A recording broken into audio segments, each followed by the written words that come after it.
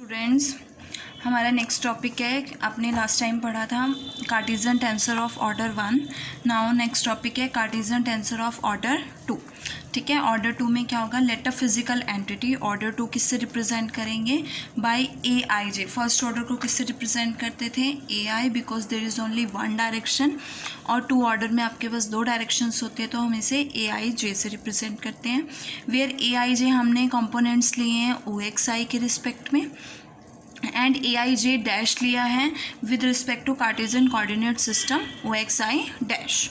और वो किस लॉ से रिलेटेड होते हैं, जैसे A I dash is equals to L I P A P, तो ए आई जे डैश क्या होगा, L I P L J Q A P Q.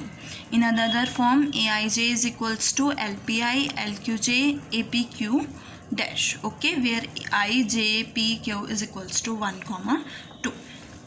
Now similarly Cartesian tensor of order n क्या होगा, let a physical entity be represented by n components a i j k l up to so on, n indices होंगे यहाँ पे आपके पास with respect to o x i, and similarly a p q r s dash up to so on, n indices होंगे with respect to o x i dash, and they are related by law। किस law से relate होते हैं, a p q r s and up to so on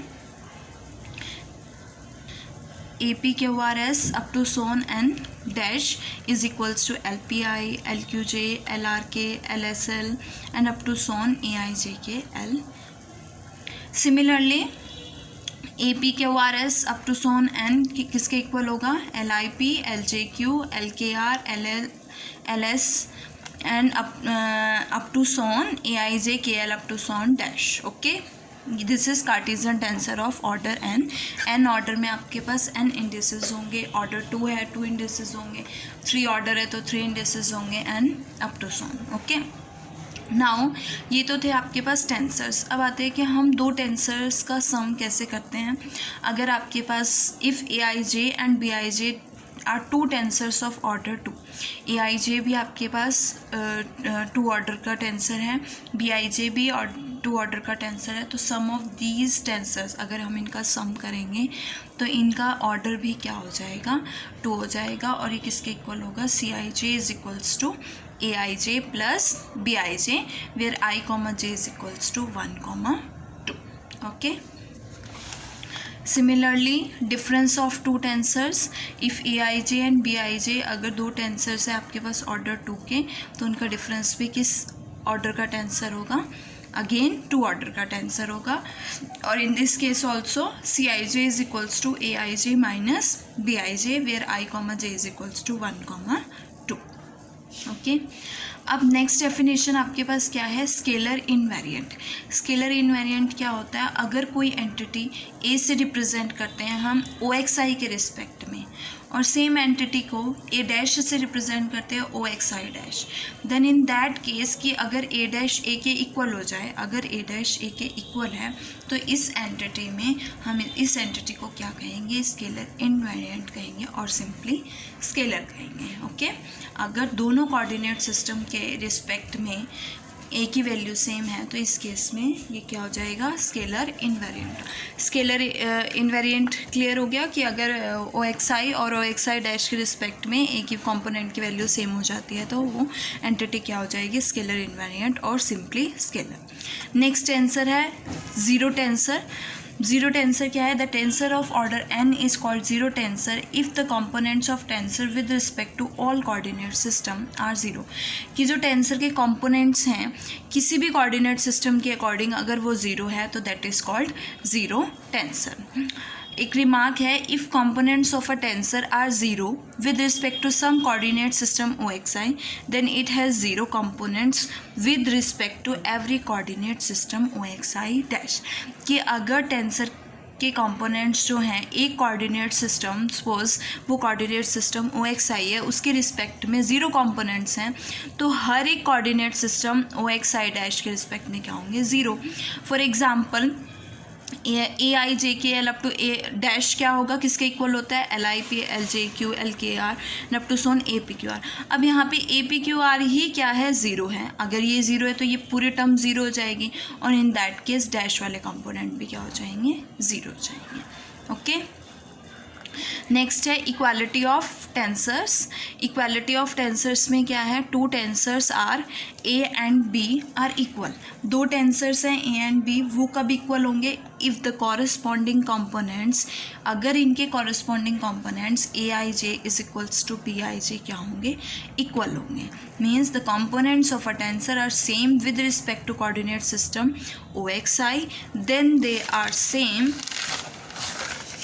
with respect to every coordinate system O X I dash. अगर एक coordinate system के respect में वो same है तो एक्स आई डैश के रिस्पेक्ट में भी क्या होंगे, सेम होंगे। ओके, नेक्स्ट है प्रोडक्ट ऑफ टू टेंसर्स। दो टेंसर्स का प्रोडक्ट क्या होगा, if A I J K L and B P Q R S, दो टेंसर्स हैं जिनका ऑर्डर अल्फ़ा एंड सेकेंड का ऑर्डर बीटा है, देन जो इनका प्रोडक्ट आएगा वो ऐसा टेंसर होगा जो इनके ऑर्डर्स के सम के इक्वल होगा। मीन्स इन दो टेंसर्स का आप प्रोडक्ट करोगे तो आपके पास जो टेंसर आएगा उसका ऑर्डर क्या होगा, alpha plus beta. Means order of tensor A and order of tensor B का सम। ओके, इसको प्रूफ करेंगे थ्योरम को। Let A I J K L and B P Q R S similarly A I one J one K one dash and B P1 Q1 R1 S1 dash, ये components है given tensors के दो coordinate system के according OXI and OXI dash के according. Okay, late CI1 J1, तो हमने क्या लिया है कि C डैश जो है वो किसका प्रोडक्ट हो जाए, A डैश और B डैश का। इसी तरह से C को हमने लेट किया है A और B का प्रोडक्ट, C डैश को लेट किया है ए डैश और बी डैश का प्रोडक्ट, और सी को लेट किया है ए और बी का प्रोडक्ट। अब ए जो है टेंसर है वो कितने ऑर्डर का है, अल्फ़ा ऑर्डर का है। बी टेंसर है जो बीटा ऑर्डर का है। तो अगर मैं ए I J one K one L one dash लिखूँ तो उसकी वैल्यू क्या होगी, L I one one L J one J L के वन के एंड अप टू सोन। इसमें कितने आपके पास फैक्टर्स होंगे, ये कितने डायरेक्शंस होंगे आपके पास, alpha. Okay, and A I जे कितने इंडिसेस होंगे, अल्फ़ा इंडिसेस होंगे। सिमिलरली जब आप बी डैश लिखोगे तो इसमें कितने इंडिसेस होंगे आपके पास, बीटा। दोनों को मल्टीप्लाई करोगे तो आपके पास ये वाले भी आएंगे और ये वाले भी आएंगे, तो आपके पास टोटल कितने हो जाएंगे, ये टोटल होंगे आपके पास अल्फ़ा प्लस बीटा। और जब आप इन दोनों को मल्टीप्लाई करोगे तो आपके पास किसके इक्वल आएगा, सी आई जे के एल के इक्वल आएगा। और जब आप इन दोनों को मल्टीप्लाई करोगे तो आपके पास सी डैश के इक्वल आएगा। तो क्या कंबाइन करके क्या बनेगा, C dash is equals to L I one I L J one J and up to son L P one P L Q one Q. ये कितने आपके पास होंगे, अल्फ़ा प्लस बीटा होंगे। तो ये आपका जो टेंसोरियल लॉ बनेगा कितने ऑर्डर का बनेगा, अल्फ़ा प्लस बीटा का। इट मीन्स अगर आपके पास कोई टेंसर ऑफ ऑर्डर अल्फ़ा है, दूसरा टेंसर ऑर्डर बीटा है, देन उन दोनों का प्रोडक्ट करोगे तो आपके पास tensor of order alpha plus beta आएगा। ओके, नेक्स्ट है product of tensors of first order. मान लो आप दो टेंसर्स लेते हो, दोनों ही वन वन ऑर्डर के हैं, उनका प्रोडक्ट करोगे तो according to the product of two tensors आपके पास जो प्रोडक्ट आएगा वो कितने ऑर्डर का आएगा, दैट इज़ ऑफ ऑर्डर 2। ठीक है, तो ये प्रूफ करते हैं। हमने क्या लिया है, let A I comma B J and A P dash comma B Q dash, ये कंपोनेंट्स है फर्स्ट ऑर्डर टेंसर के relative to coordinate system. A I B J जो है ओ एक्स आई के रिस्पेक्ट में है, A P dash B Q dash O X I dash के respect में है। अब सी आई जे हमने लिया है ए आई बी जे, हमने प्रोडक्ट ले लिया ना, ए आई और बी जे का प्रोडक्ट सी आई जे ले लिया, बिकॉज कितने ऑर्डर का टेंसर आएगा, 2 ऑर्डर का टेंसर आएगा।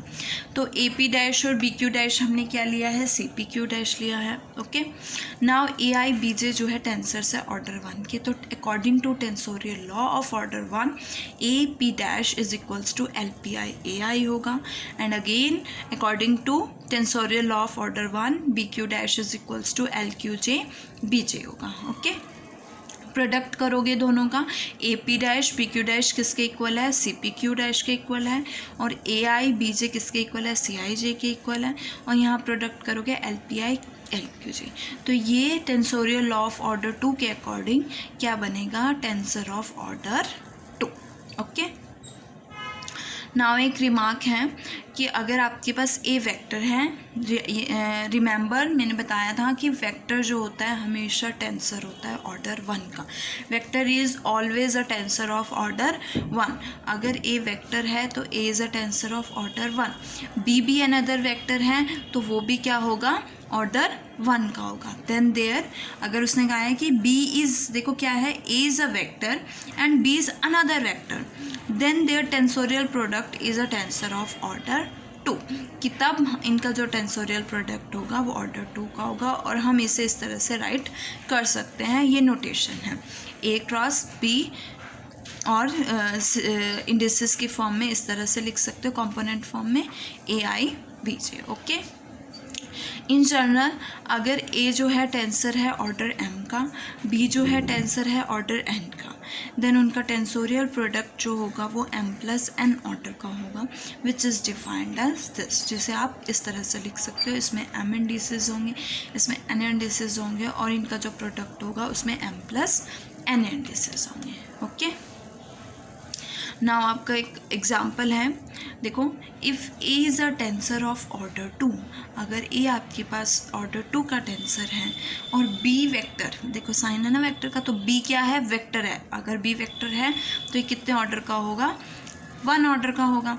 And then prove that tensorial product of A and B क्या होगा, A I J B K, means कितने ऑर्डर का होगा, which is a tensor of order 3। Okay, तो लेट किया हमने, इसका टेंसोरियल प्रोडक्ट सी के इक्वल, अगर कंपोनेंट फॉर्म में लिखेंगे तो सी आई जे के किसके इक्वल होगा, ए आई जे बी के इक्वल होगा, और C P Q R dash किसके इक्वल होगा, A P Q dash B R dash के इक्वल होगा।